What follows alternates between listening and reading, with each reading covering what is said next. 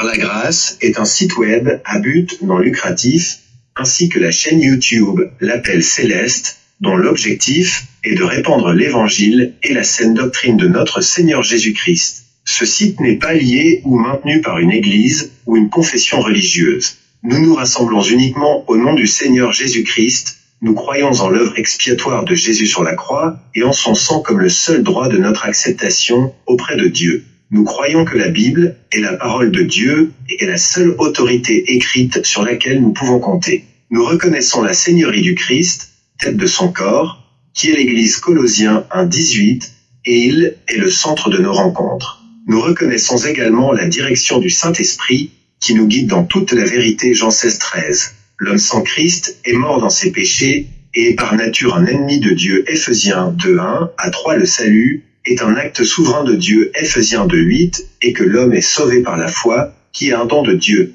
Nous vivons à des jours de ruine morale et spirituelle, tels que mentionné dans 2 Timothée 3:1. Comme des temps difficiles, nous sommes avertis par la parole de Dieu de nous détourner de l'iniquité, qu'elle soit morale, doctrinale ou ecclésiastique, et de se rassembler avec ceux qui invoquent le Seigneur d'un cœur pur. 2 Timothée 19-22. Croyez au Seigneur Jésus et soyez sauvés.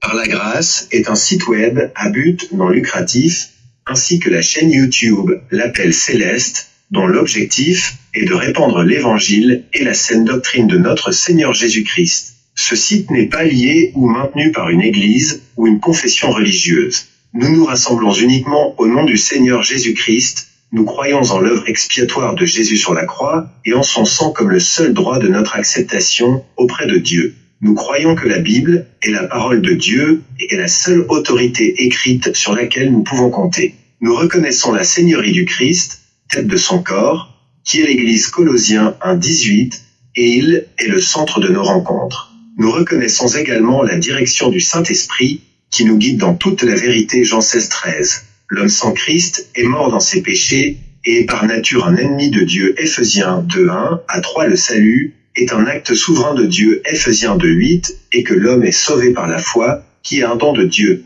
Nous vivons à des jours de ruine morale et spirituelle, tels que mentionné dans 2 Timothée 3:1. Comme des temps difficiles, nous sommes avertis par la parole de Dieu de nous détourner de l'iniquité, qu'elle soit morale, doctrinale ou ecclésiastique, et de se rassembler avec ceux qui invoquent le Seigneur d'un cœur pur. 2 Timothée 19-22.